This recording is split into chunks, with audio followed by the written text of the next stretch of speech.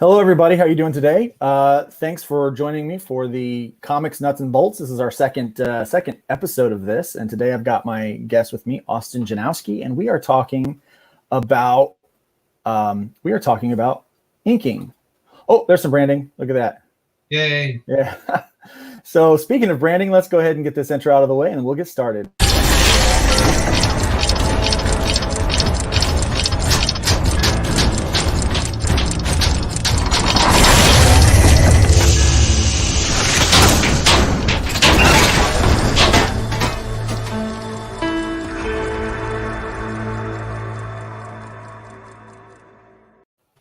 All right, so that was a fun video.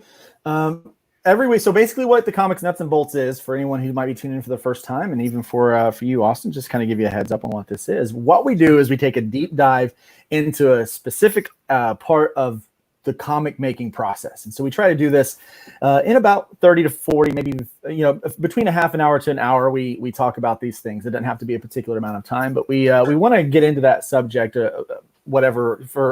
to really kind of go through the process and help the listener, the viewer, really find kind of the process and what it takes to do it, and maybe give some of the tips and tricks along the way. So this is kind of like not a 101. This is like a deep dive into it. This is a clinic. And so today our clinic is going to be on inking. Now, Austin, if you will, please introduce yourself to those who may not know who you are, and talk about kind of some of the stuff that you do, and kind of your experience with comics. Sure. So, hi, I'm Austin Janowsky. I'm celebrating 26 years of obscurity in the comic book industry.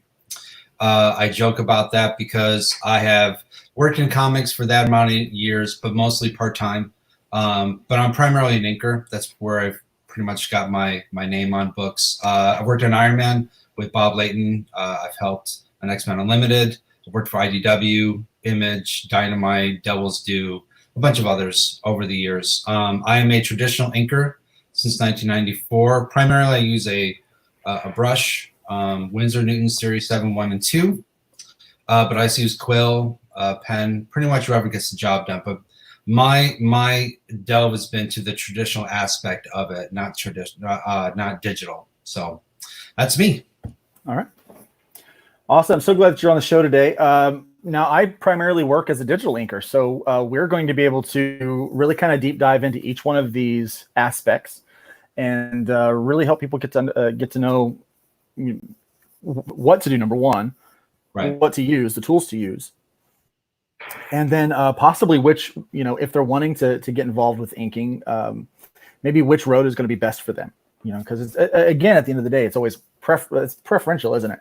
On what you like and what you don't like. So. All right, so let's get to defining an inker. How would you define what an inker is, Austin? Well, what I was taught and what I was told when I wanted to break into comic books, I could either work on really great stories, or I could work with really great writers and artists on these characters to finish the book. Because an inker's job way back in the early 90s was to finish the page so it was ready for print. That was their job. Colorists really were not into the forefront, and not as important as they were back then. By 2000 they were, but in the early 90s they were not. So an inker's job was basically taking the page that the penciler gives, whether it's a rough pencil or it's a tight pencil, and you make it the best it possibly can for print. That's what an inker's job is. That answers the question. That's exactly, so obviously there's a penciler, and so the penciler will draw the page and kind of give, and so we've got people like Jim Lee and Mark Silvestri and people like that will do the pencil. They'll actually draw the page, and then an inker will come in and kind of give it some look and feel. And like Jack Kirby used a lot of different inkers over the years because he would produce so much. So he would draw everything, and then someone else would come along and they would add the hard lines and then basically erase the pencil. Right. Is what they would do. And those hard, dark lines is what would make it to print. And so if they added colors and things like that, and that would all be done after the inker took the work and did their thing. Some people do joke and they say that inkers are tracers, and that is only a little bit true to some extent. There are a whole lot of different things that inking the inking will do for a project. And what I want to do is I kind of want to show some images of penciled and inked work. And so I'm going to pull that stuff up. Okay. And so you worked on Iron Man. I helped Bob Layton on Iron Man, yes. Okay. Yeah. So my job was to do background inking and backgrounds and that sort of thing. Yes. So it was funny because with that, I do primarily brush. And when I sat in the studio, first day I'm ready to go and I'm putting out all my things. And he walked by and he said, well, what are those? I said, well, these are my brushes. I'm ready to go to ink. He goes, you know, we ink with a quill on Iron Man, right? Like, okay. You did not know that. That's not a problem, is it? No, it's not a problem at all. Got it. Sure. Well, that's I probably would have died. Oh, I died on the inside, but I didn't want to show him. But it's, of course. I mean, I could use it. It's not my preferential, choice. But yeah, I mean, it made perfect sense. Iron Man, that's the type of style that they needed. So that's what you use. As an inker, you use whatever tools is necessary to work with said art style to get the best out of the pencils. You know what I mean? Oh, absolutely. And so what I'm going to do here is I'm actually going to go, let me just share my internet browser. And so we'll just do that. Stop sharing that. And so you guys can Google this stuff yourself too. Makes it really, really easy if you do that. But here, Google search. And we're just going to go ahead and throw this in here. And we'll make this real big so everybody can see this clearly. Mm-hmm. So as you can see here, here's a basically what the difference is between a pencil and an ink. And I really like this page right here. So let's open up this website and get a really good look at what an inker does. And so you'll notice here on the one side, these are the pencils. Mm-hmm. You can see my cursor moving. Those are the pencils. And these over here are the inks. So you get this really nice, and this is a pretty tight pencil actually. Oh yeah. So you get this nice pencil, and then you will get the inks over it. So you see, it looks like, for me, it looks like this inker really followed almost slavishly the work of the penciler. Mm-hmm. So as an inker, how closely do you stay to the pencils? My job as an inker is to take the pencils and make sure that whatever the penciler is doing is shown on the page. If there's things that need to be tweaked or fixed, there's now a running consensus that I've heard with different inkers that you're not supposed to fix that whatever the pencil is, that's what you ink. I wasn't taught that. An inker's job is to finish the page, and if there's tweaks and things that need to be fixed, you fix them, because inkers are artists too. That's what people get confused about, that, well, you're an inker, you must not be able to draw. No, you can. You just, with me, I liked finishing the page, which is why I wanted to be an inker. You know what I mean? Oh, yeah. So having really nice tight pencils is great. There isn't a whole lot of work to be done. You can get it done fast. So you don't change too much of the pencils, but it's also the relationship between yourself and the penciler too. If you're just starting working out together, you guys talk about things and you make sure you're on the same page before you even put any ink to pencil. You know what I mean? And you understand the different things, what he's trying to draw. Now, if you're in the middle of a deadline and there's something that you don't see that's right, that hasn't been fixed, then you would call your editor and I'm like, hey, I'm seeing these things, they don't seem right. Do you want me to fix them or just go? And if there's time constraints, you're like, well, just go, and you just do it. But if you have time, then you fix it.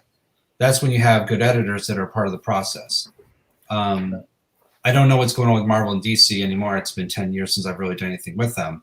But yeah, I mean, for something like this, I wouldn't change much of anything. I would take whatever they're doing and just enhance and clean up as best as I can. Yeah, you can see on this image, if I can figure out how to zoom.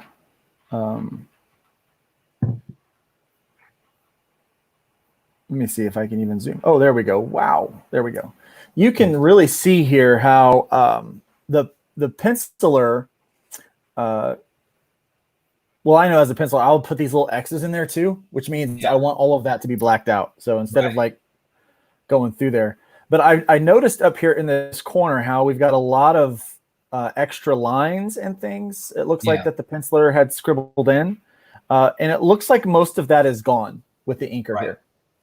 So he chose not to do that.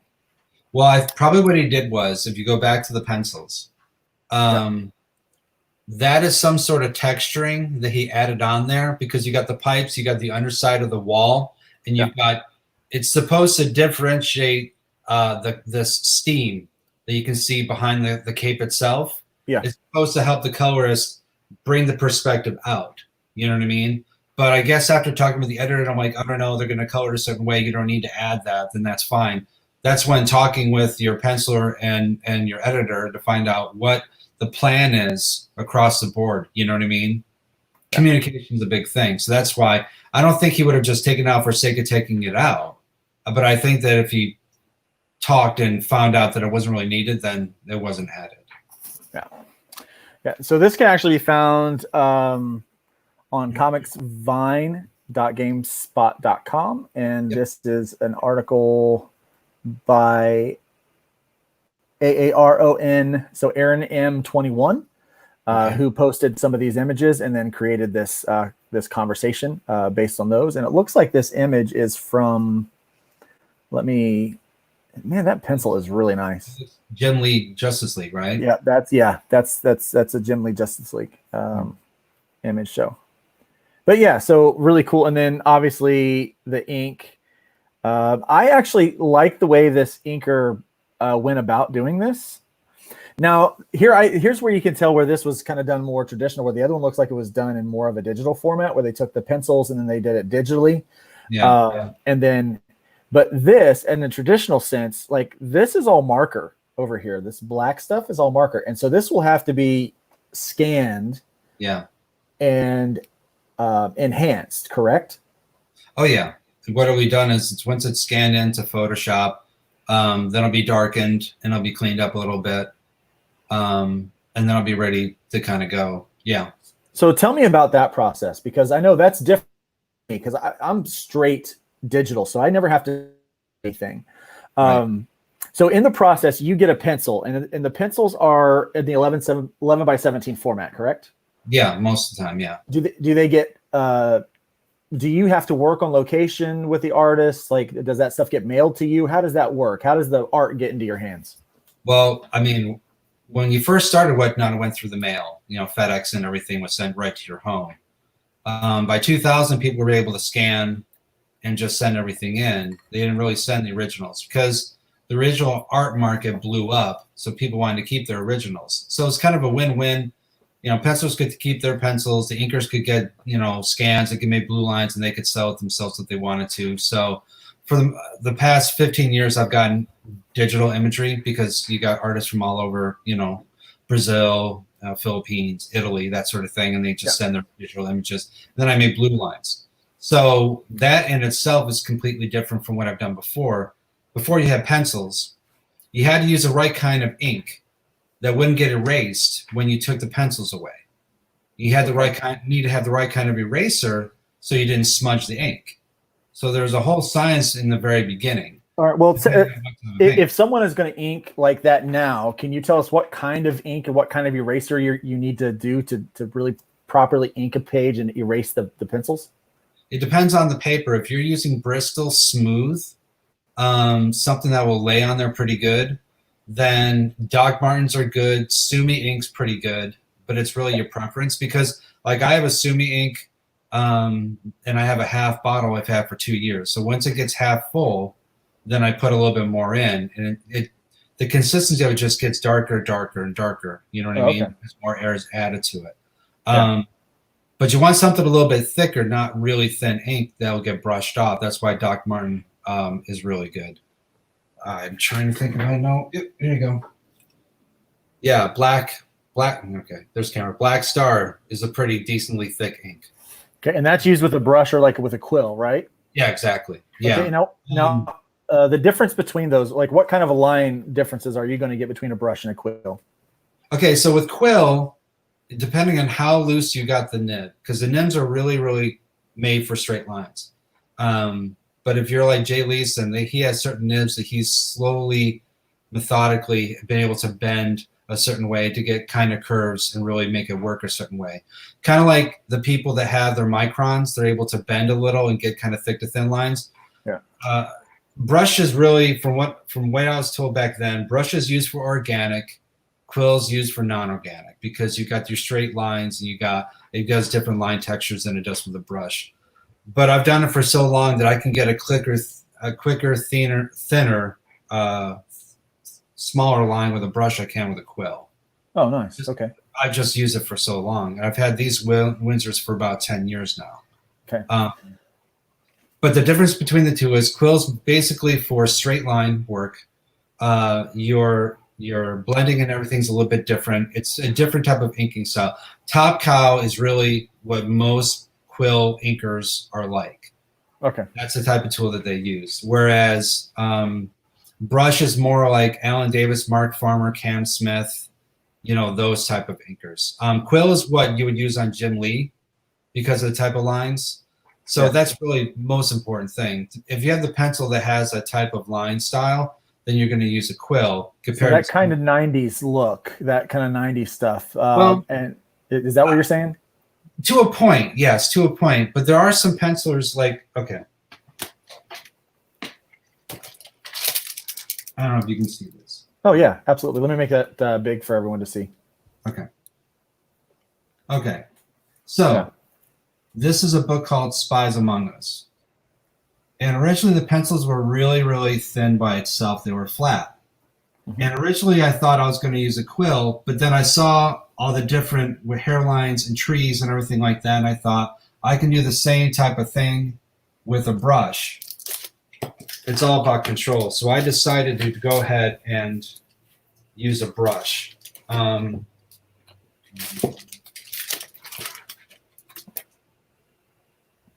Like even the trees and all that sort of thing. That's beautiful work, dude. Thank you. But if you're just getting into inking, you're not very comfortable with the one tool, then use a quill for the non-organics, like for the buildings and all that sort of thing. And for hair and all that, just use a brush until you get more comfortable with the nuances of your tools, and then you can decide which one you want to use best. Yeah.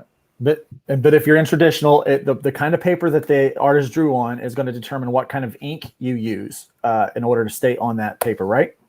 Right, because if you have a porous page, one that really sucks in ink, you don't want a watery sort of ink because one, it'll soak into the paper and it'll bleed a little bit. It won't stay on top and have a nice smooth line. You'll get that bristly edges, that kind of spider web on your lines. Oh yeah, I've seen that before. Yeah, exactly. So it's just testing what kind of paper that you use. Okay, so the Bristol Smooth is what that's what I always used. Yeah, it was Bristol Smooth. I don't think that's a very porous paper. I feel like it's really smooth on the top, and I never felt like it really absorbed the ink very well. No, not really. But it dries the ink fairly quickly, though, which is nice. Yes. Yeah. So with that what you would be using is the kind of ink that you just showed, right? These are the two that I use. Yeah. Yep. Yeah. So I have a couple comments here before we keep going too far here. Thank you. I do looser pencils and I'm going through a little bit of with an inker now about how he had to finish my work. As a penciler, I struggle with that too because I will do the pencils and the inks for myself. And so I do a loose pencil and then a tight ink. But if I'm going to hand that off to somebody else, it really is going to depend on that relationship. Yeah. Joe also said, Jim though has the same inker for 20 plus years. And I'm pretty sure it's the same as his usual guy.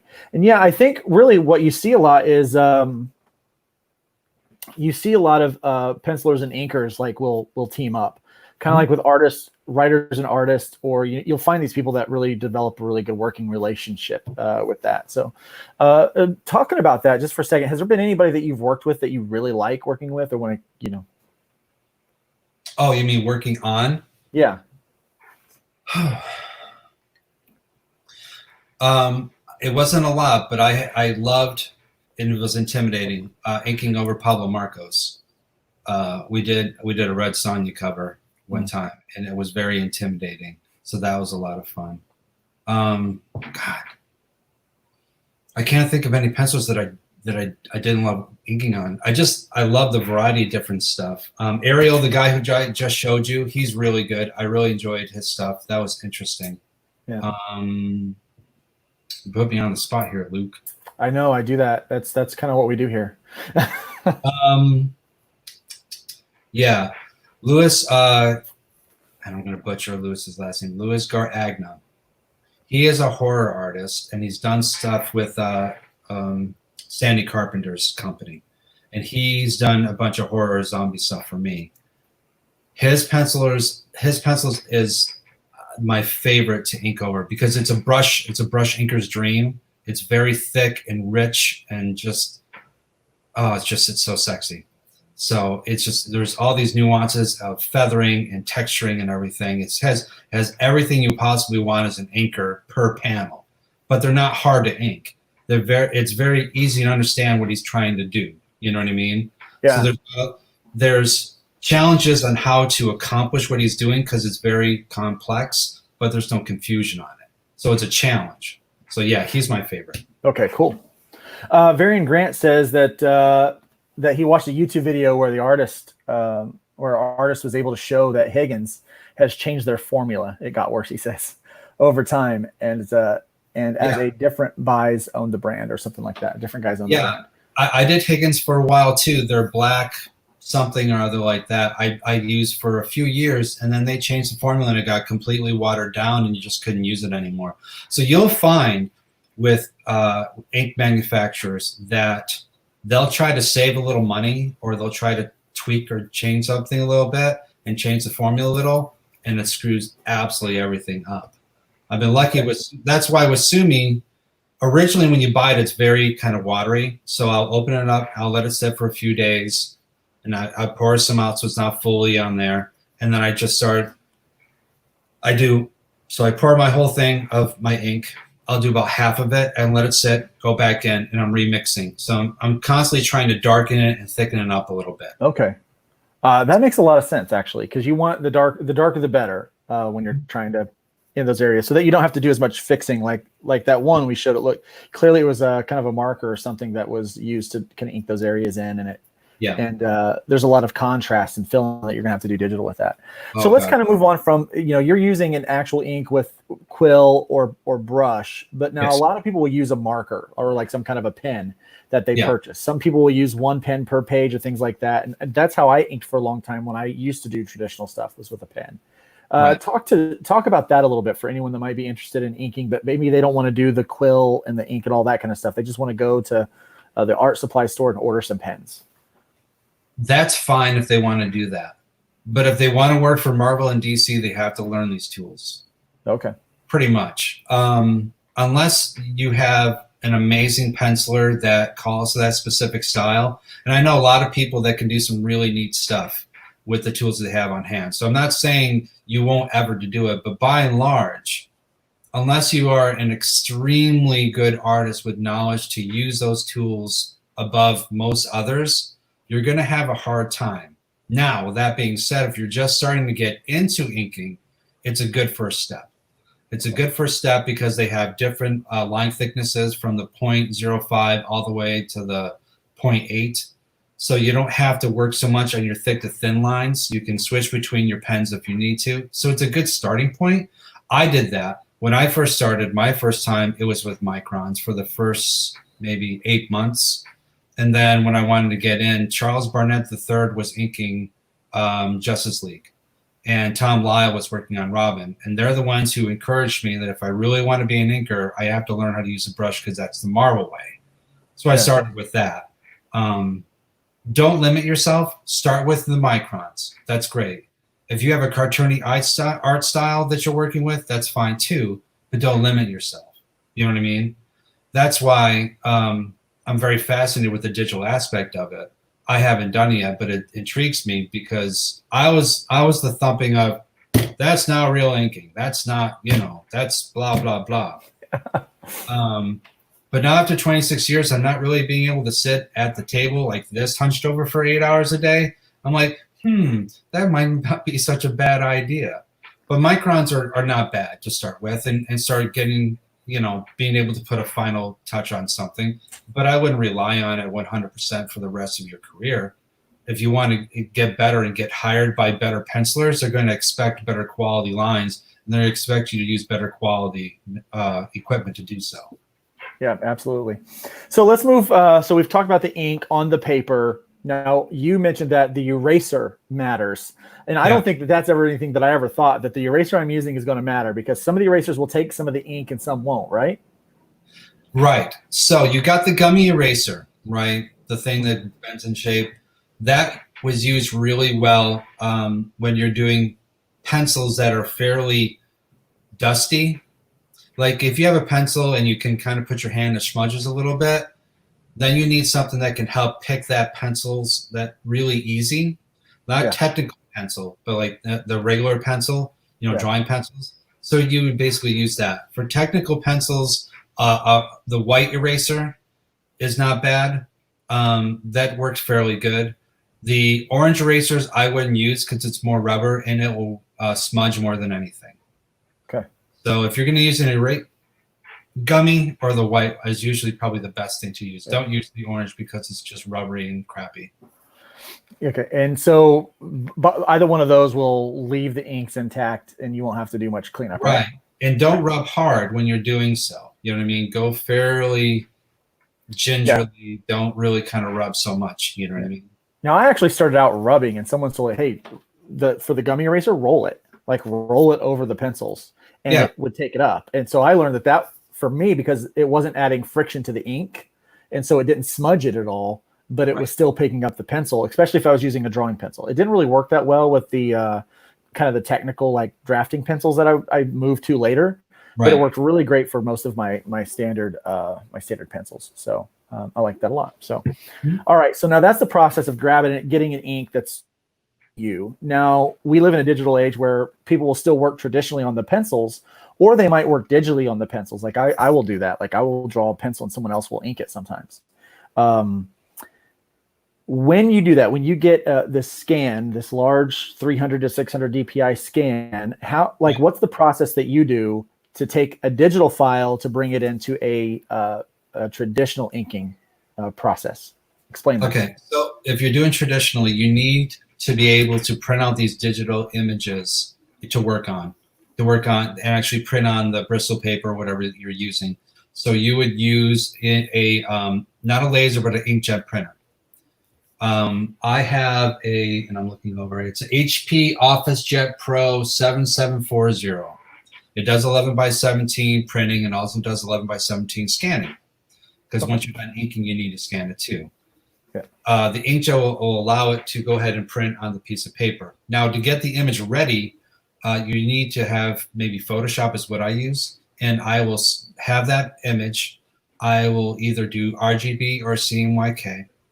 I will go to, I have to remember, you have to make it, so you go to image adjustments and you go to hue and saturation. Once you go to there, you will, hold on. Dun, dun, dun, dun. You can't see what I'm doing, but I'm doing some cool stuff. You go to colorize. Then from colorize, you're going to go to hue, which is 190. If you want to share your screen, put it up. Okay. Yeah, just click down there at the bottom, share screen. Share screen. Share screen. Yes, I will allow that. Will you allow screen? Yeah, I'll select a window or screen. What? Yeah, select your Photoshop and then it'll. Okay.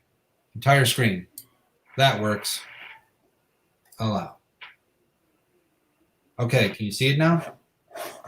Yes, you can. Oh, yep, you got your. Does that work better? That'll work right there, yeah. Okay. So let me get my Photoshop and start from the beginning. If you can make that fit your entire screen, that would keep people from seeing your Facebook.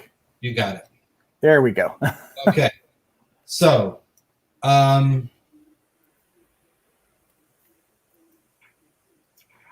1 second.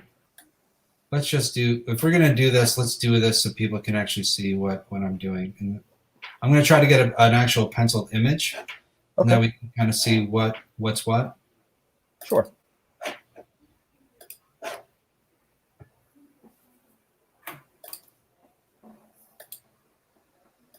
Okay. So this is a scanned pencil image. It's going to be 11 by 17, and it's all scanned in. Can you guys see it? Yes. Yes. All right. See the pencil. So it doesn't matter if it's either CMYK or RGB. That's fine. You're going to go to adjustments, and you're going to go to hue and saturation. Once hue and saturations open up, you're going to go to this little thing here called colorize. It's going to colorize the entire image. So once you do that, you're going to choose 190 because 190 is the cyan color. You're going to go to 100% to show said color. You can see the blue. Yeah. And what I do is I go 50 to automatically lighten it a little bit so you're not really fumbling it when it comes to try to print it out. Oh, yeah. So you got your blue line pencils, okay? Now, what you have to decide is how are you going to print this so you can actually ink on it? Because if you print too heavy, the ink on there will be too thick and the ink will just run right over it and it won't lay on it. So what I like to do here is, stop. You're going to go to levels.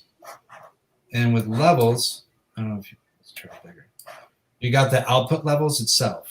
What output levels does is it'll allow you to either go really light the entire image or really dark the entire image, not the actual lines itself. Yeah. So if you got 100, that should get it pretty light, and then you print it out on your inkjet, and then you are good to go. Okay, and then so from there, you're still going to have this. So there's not going to be lines for you to erase, right? Exactly. Yeah. So then that when that gets scanned in, how do you separate the blue from the black lines? Okay, so let me go back to sharing my screen. Yes, I was too fast, Luke. Yeah. Okay. Okay, we're back up. And we're back.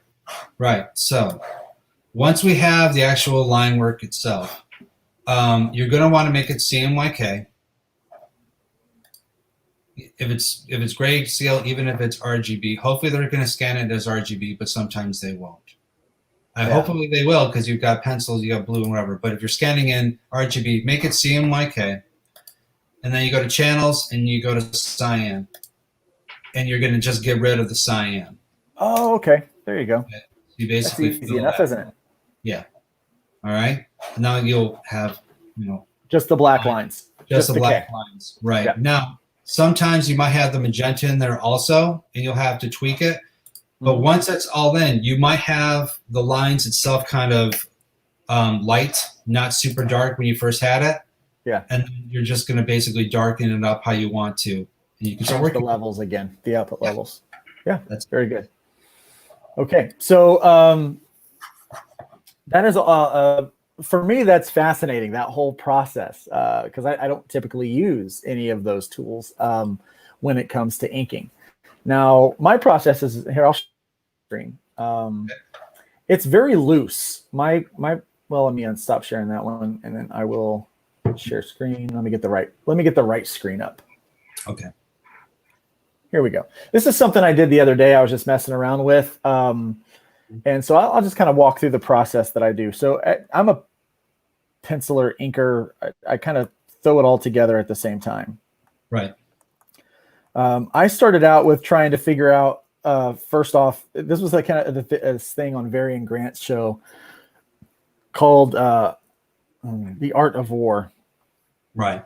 Basically a little drawing contest. And so I was like, okay, I start doing little like guidelines. Where do I want to, kind of compose my page? Right. And like, do I want that in there? No, I don't like that. No, I don't like that. Just little scribbles. And then I started scribbling and came up with this, which is a hot mess. Yeah. You can't pencil on this. So when I used to pencil, I would have to do all of this in really, really light blue, photo blue, cyan pencil lead. Yeah. And but when I started messing with this digitally, I realized that, that, and then I do the exact same thing that you do to make the lines blue. I just do it as I've got an action. So I hit one button and it does it, and it creates a new layer for me. So now I've got this, and this is my kind of my really messy, and then I just start to tighten it up a little bit. It's like, so this is my area. So I start to tighten that up a little bit, and then I do that again. And then I start to tighten that up a little bit. And so then I get a tighter pencil. Now I was in a real big hurry, so I didn't have the ability to really tighten this pencil up any further than this. If I would have probably gone one more pass as I normally would. But then it got me into the inking stage. So I blue line that again. As you can see, each layer underneath gets lighter and lighter, so I don't even see it. So really what I'm seeing is the pencil that's on the top. Yeah. And then I go in and I do the inking. Now, when I ink with something like this, I used to use different levels of pens and things like that, like with the microns. Right. But I just use a single brush now, like a brush tool. I had done in the past a thing called wireframing, and so there's a thing where you can. I'll just create a new layer, and I've got a brush that I have selected called wireframe, and so you could actually just kind of create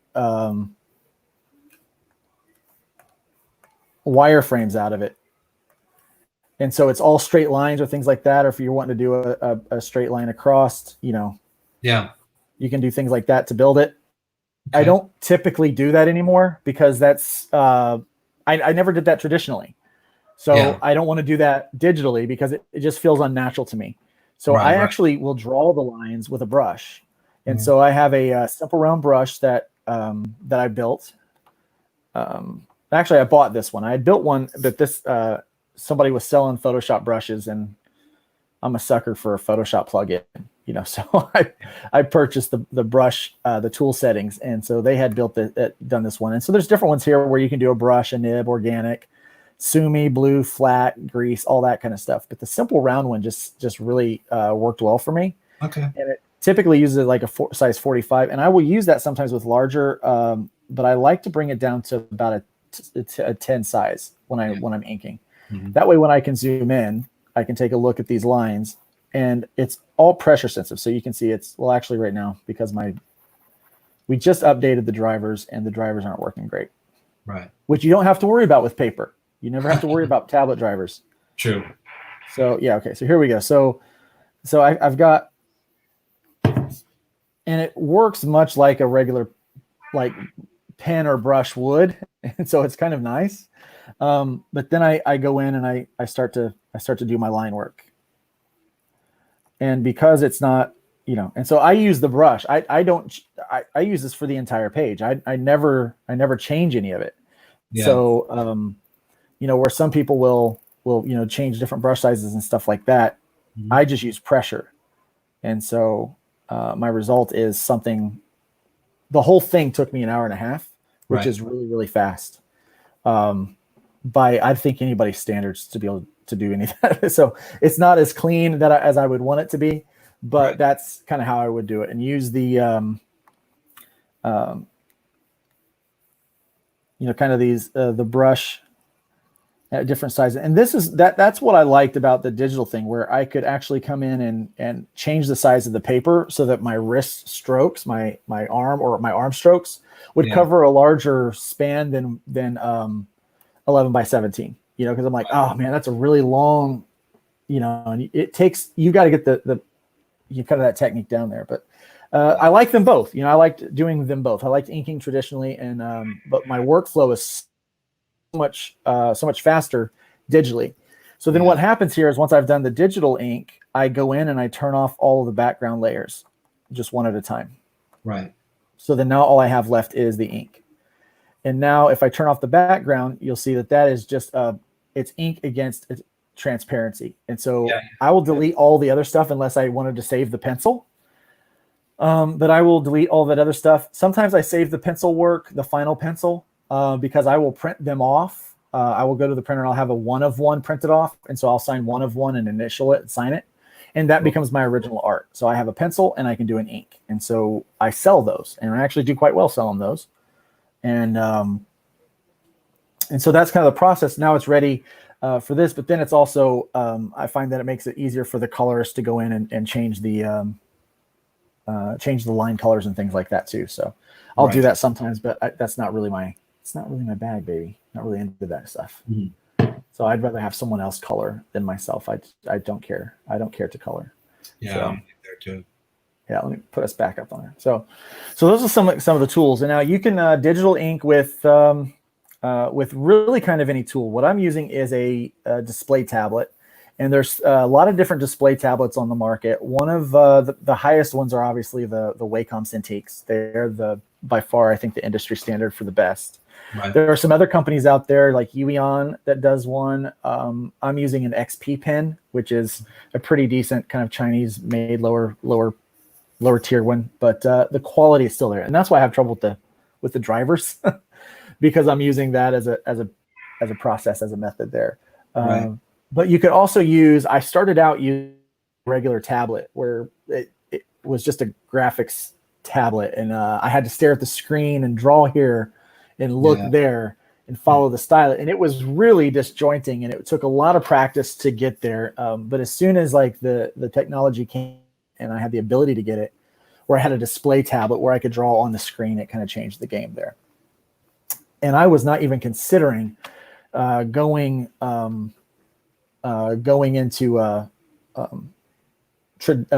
digital from traditional until that became an option for me. So let's we're getting pretty close. I think. Is there anything that we need to cover that we haven't already covered?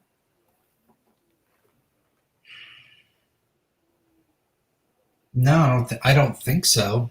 I mean, we basically talked about the different process and whatnot, and for people that are trying to make a living at it, it's a completely different field than it was back then. You know, a lot of artists that are now inking themselves, so there isn't that much of a opportunity as there used to be. You know what I mean? Yeah. But that doesn't mean that there is a need of good inkers, because there definitely is. An inker could change the way a piece looks entirely. You know, like who is there was one particular inker that was very popular because of his speed. It's French.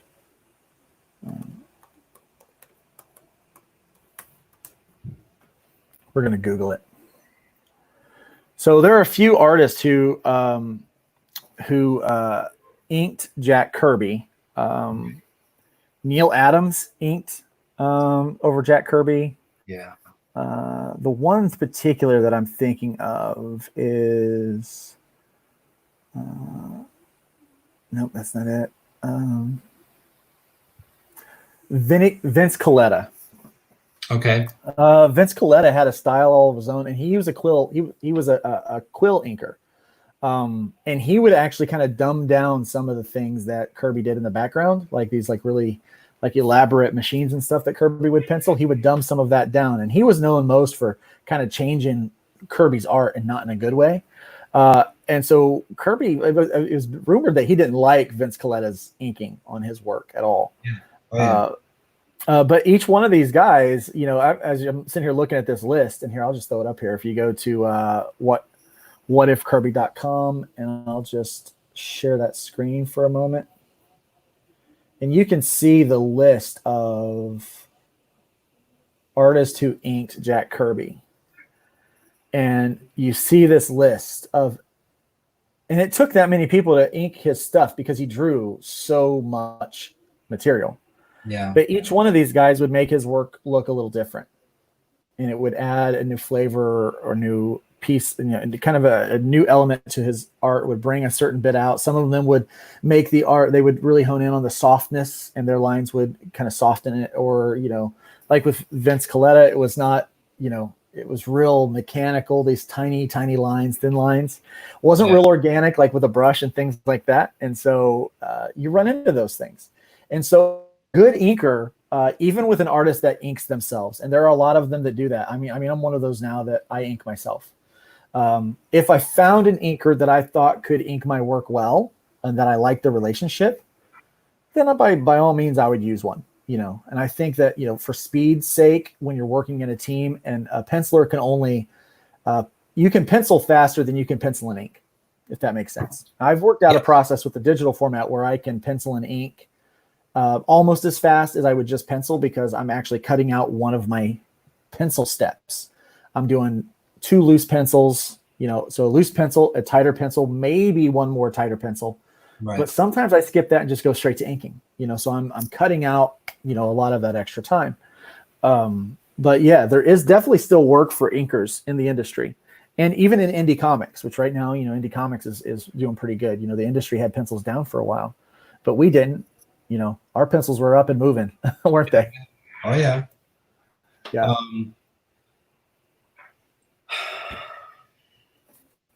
It's interesting how the independent market has really become the open mainstay for inkers. Marvel and DC have a bunch of amazing inkers that are long-standing, so it's hard to break into those two. The second tiers is really where a lot of people are making their name and things. I don't envy people that are trying to break in as an inker now. It was a lot different. I actually stepped in right when the collapse was kind of happening in comic books, but I didn't know it at the time. So real quick, last piece of advice: if someone wants to make a career in inking, they're thinking about doing it, or maybe they've been inking their own stuff, but they're thinking, wow, I could probably do this for somebody else who's a little more established. How would you suggest going about getting into the business right now today? I would put your ego at the door. I would have an understanding of that you need to work on your craft every single day, work on pencils that are better than yours, and really listen to what people outside of your local circle are saying. We would bring our stuff into actual shows and be in front of editors and people and actually talk to them and get one-to-one sort of thing. I don't know. It's more about online. But yeah, work on your craft every day. Work on different pencil styles every day. That'll challenge you to work with different tools. And most importantly, as an inker, learn to ink backgrounds. Learn to ink texture. Learn to ink inorganic objects. Everyone can work on figures and make them really, really pretty, but they can't do backgrounds. The inker that can do backgrounds, you'll get hired first as background inker, because I have a few that help me speed-wise. They do backgrounds, and I will move them up from there to actually work on pages of my books because I don't have the time or the want. But that's how you break into it. Start doing backgrounds, start doing fill-ins, pay your dues. Don't think you need to get $100 a page for inking because you haven't gone there yet.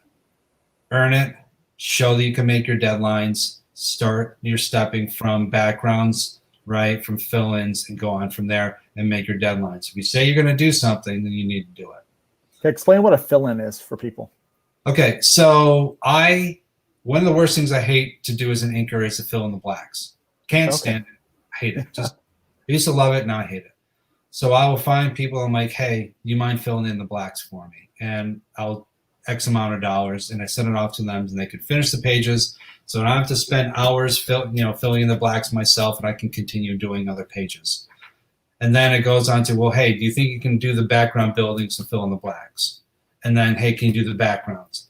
And then just go from there. You know what I mean? So if I wanted to start out as a background inker and a fill in the flats guy, a filler guy, where would I go to find that work?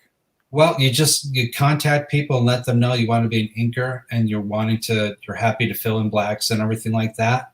You know what I mean? Let me know. Let me try out a page and then hit the boards, show that you're willing to do the grunt work and start off with. Is there any good resources that you would suggest for inking where people could go and learn how to do some of these things, like doing textures and things like that they may not know how to do? Oh, yeah. Gary Martin put out 2 inking books, The Art of Inking. And he also has videos online on YouTube that you can look for different inking. He shows texturing. He shows feathering, inking different using brushes and all that sort of thing. Gary Martin is premier when it comes to teaching inking. Also look up Neil Adams, because Neil Adams will show you a plethora of different things of what to do inking wise, He's as well as proficient. oh yeah. Plus, he'll teach you how to think as what the penciler is doing. Also, he'll help you become a better artist, because you need to be able to know how to draw in order to be able to ink. You know what I'm saying? Yeah. If you don't understand shadows, then you're not going to be able to render it in ink. So you have to have some sort of artistic background in order to be an inker also. So that would be my advice. There's a lot of good stuff, but Gary Martin and Neil Adams are two that I would start with. There are Facebook boards, inkers and a few others, writers looking for artists, whatever. Contact different artists and like, hey, happy to help out. Or if you got inkers that need help, just tell them, themselves out there. That's what I did. Okay. Ask for the work. Yeah, kind of like the rest of us. You know what I mean? Yeah. All right. So, well, hey, thanks so much for being on the show today. Your wealth of experience and knowledge has it's taught me a lot today, and hopefully of the people that will listen, watch it in playback on my YouTube channel and also through the Advocator Network. Hopefully, they will also find a lot of wisdom from this and some knowledge from it and things like that. So thank you very much for sharing today and being on the show. I would just ask, go ahead and let everyone know where they can find you, what you're working on right now that you're excited about, and if they wanted to find you somewhere, where can they do that? Sure. So Facebook, The Art of Austin Janowsky. You can find me on Instagram as Austin Janowsky. Twitter is Janowsky2002, but I don't really use that much. So you can find me there. The cool thing I'm working on is we are relaunching Zombies Were Human 2 Volume 2 on Kickstarter June 10th. Awesome. So we stopped it because of the pandemic. We didn't feel it was right to continue with everything going on. We weren't sure how much financially people were going to be hurting.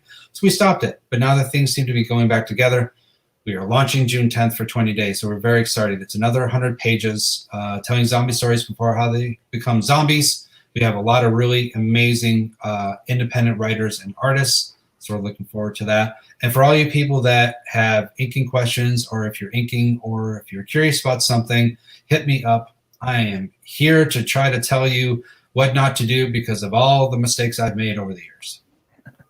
Man, that's some of the best advice. Like, tell me what not to do. Like, where were your pitfalls at so that I don't do the same things. So that's pretty awesome. I have the playbook of misery.